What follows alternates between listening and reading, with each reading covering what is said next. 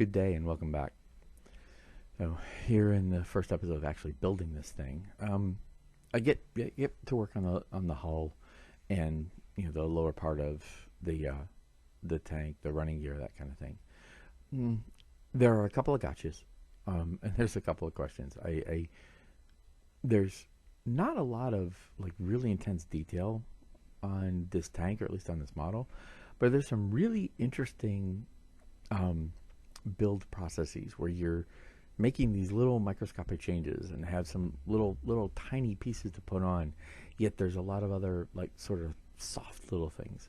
I really struggle with the directions though, and it's partly me, and I want to say I'd love to blame the directions entirely, but it's they switch orientation in a couple places in the directions, and you're going to see that here. So I can sit here and babble about it and then watch it, or we could just go ahead and watch to it. So let's do that. All right, so when I did the unboxing, let me restart. So get started here. I'm doing the ones, two, right? And this is where I'm at. Point of note, when you're doing these sets, note there is 1 of 1A and there are 3 of 1B. And to make 1A, you're using F7, and F4, you're using 3 times. And it'll be pretty obvious, but you can see this one just has a different angle. That's the thing. That's what it is. It's different about it. So, and I'm guessing, the angle on the inside here, it looks different for whatever reason. I'm not sure that the detail in this kit is such that that's really going to be relevant, but the other part that I called out when I was doing the unboxing, that I will point out now because I'm about to do it again, is you're being called out to remove these 3 rivets, or bolts, I'm sorry, not rivets, but bolts. And on the other side, you're going to repeat that. Right, so here we go. So it's these guys, this one, and this one. And you're going to cover them over with these. And in essence, what it is you're putting you're making them look different, right? So you're making that part look like that. And that's really all it is. Not sure I get the why on it. I'm guessing because of the type of T34 this is, because this is the T34-85. I guess that's a detail that's relevant. It strikes me as odd given the level of detail present on this kit, or I guess not present on this kit, that makes me wonder why we're doing that, but it is what it is. I'm just going to go ahead and clean that up real quick. Hit that piece. Doesn't hurt to hit it with a quick little sand.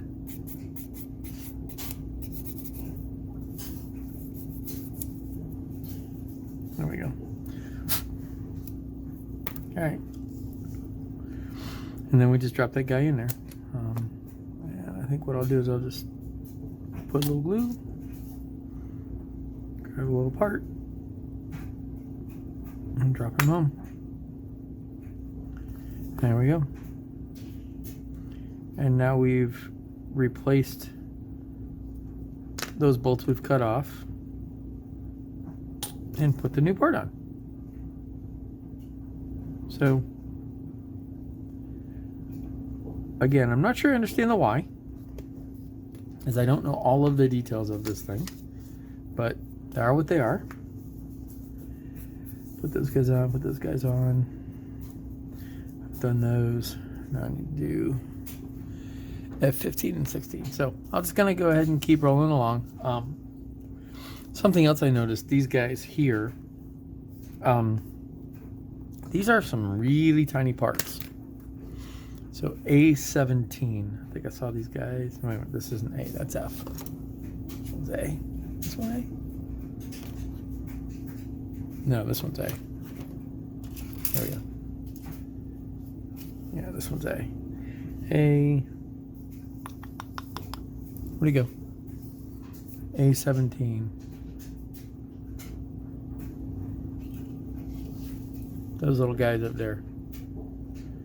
So, yeah. So there are some like really fiddly little detail, which, again, it cracks me up that we have that kind of detail there, but we have, you know, some lack of detail on other things. So, whatever. So I'll go ahead and I'll keep moving along and come back to it later. It didn't take me long to come back to another bit of detail. So as soon as I did those, the next one here is to do these. And what we're doing is we're putting in, goodness, if I can get my fingers to work here, we're putting this part. So we're putting F45 and F13, and then we're putting F44 and F14. And that's what's going to show. Once I get the thing to focus. There we go. That's what's going to be showing. Again, I am a little confused as to the purpose of the detail, but it is what it is. And there's a bit of orientation to this, so I get this turned up. So that little, you see how it's just slightly oblong there at that end where I'm grabbing it? That's the part that goes up along the curve. So it wants to go, or it wants this. They want you to put it in that way. So right there. There, that's where they want it. And we just give it a shot.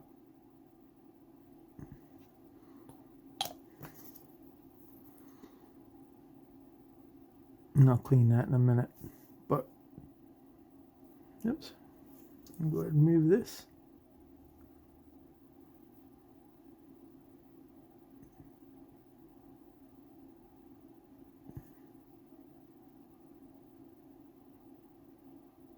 Come on, there we go.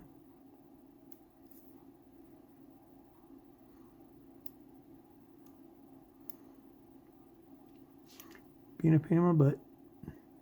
Did I lie? Put you in backwards? I lied and put you in backwards. There we go. No, I didn't. I had it in right. I just didn't have it located correctly. There we go. So all of that work, really, for a tiny piece of detail that is going to be barely seen. And there it is. There we go. Yeah, okay. Moving on. All right, so this is where I could say, you know, oops, because it just kind of went quickly and yeah, but the reality is this really is falling together rapidly. This is like putting together a Revell kit. It's not very complicated. It's a pretty simple kit. I'm not gonna say I'm disappointed. It's just, I don't know, it's different than what I was expecting. Anyway, I've moved on.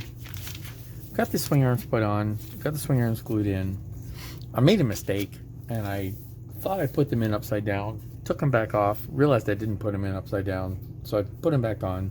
So they're a little bit ugly, but that's okay. I can work with it. They're going to be dusty and dirty, so any of the ugly from the undercarriage is going to be something I can deal with. I've also gone and got the wheels together. It really wasn't any real difficulty to doing these. It's pretty straightforward, 3 pieces, and you know, they look okay.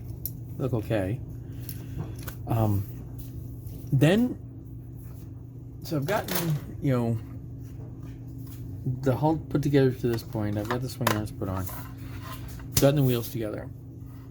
Next steps are the tracks, and this is where I've made a decision. I'm going to do things differently. So, one thing I will call out is there's this real clever thing that they've done, and they have given you a jig. So, in the sprues that have the tracks, when you're done, or when you've cut them all off, if you do this, and glue this together, you have a nifty little jig for your sprue or for your tracks. So you can, and it tells you how many of these to put on to do your Lincoln length, tracks. So that's really kind of nifty.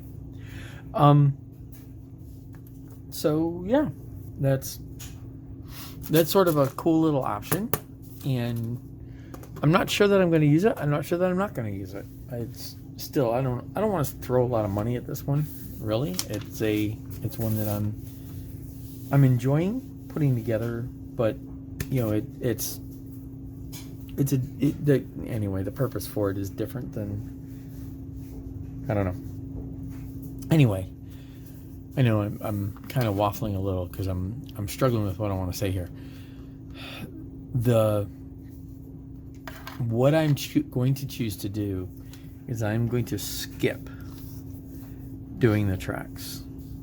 So essentially this I'm going to skip past. I'm going to skip doing the wheels, putting the wheels on. I'm going to skip putting the tracks on. What I am going to do is I'm going to then go ahead and finish this and then do all of the rest of the assembly of the tank. I'm going to put everything together. Because what I feel like I can do is I can put the whole tank together with the exception of the running gear, and I can paint it and weather it and all of that as is. Then I can put the wheels and the tracks on and weather them separately, and you know, and then put them together pretty much as a unit. And I feel like that's I did this with, I think, my KV2, and in this case it's going to be easier because I don't have overhanging skirts, so the fenders aren't overhanging the tracks, and the tracks will just go on and off. I don't have like in the KV chassis there was a little thing in here that would scrape mud, or I forget exactly what it's called, but what would happen is that made it more difficult to get the whole wheel set on. So what I can do is I can actually put the wheels on with like PVA, put the tracks on, glue that all in place, then pull it off, and then weather those separately, which I'm going to do. And then I'll put them on together and finish it up. So the jury's still out on whether I'm going to use these tracks. I may not. We'll see. I'm up in the air. I will go ahead though, and I will move on though, and kick into finishing off this plate, and then I'll do the upper home. Okay, no, I don't either. So I'm going to point this out.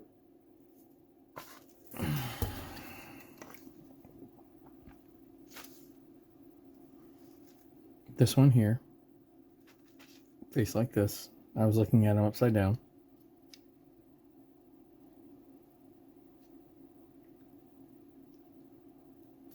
Turn it around. That goes in there. That goes in there. I had them in correctly. I did have them in correctly. So essentially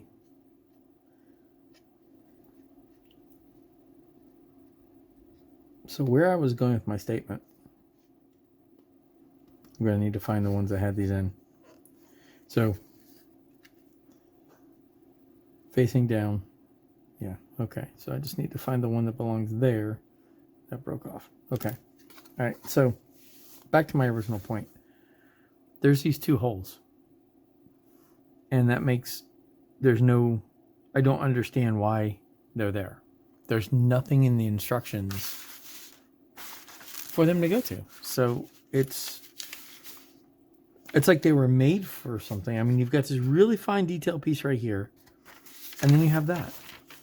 And I'm looking everywhere else, and there isn't anything for that. Now with that said, I'm going to go back and put this harness back on, since, hey, guess what? You get to watch me make a mistake and then undo it. And this is what happens when I see things, and it's the last thing I'm going to do. And this is where when I said I'm going to make a decision. I've done the wheels. You can see the wheels over there. I've done the wheels. I'm going to set them aside to dry. I'm going to go ahead and skip doing the tracks. I'm going to go ahead and make this plate, skip the tracks, and then do the hull. And essentially, I'm going to do the entire hull. Then I will paint the entire hull. I will paint the wheels and tracks separately and then put them on separately because should just be able to just drop them in. And that will also help me cover up the mistakes I've done. I will have to go back and fill those holes. I don't understand why they're there. I just don't. So, yeah. Anyway, that is where I am. I'm currently at the point where I have to go put the swing arms back on. But my wheels are done. I'm going to go ahead and put them off to dry.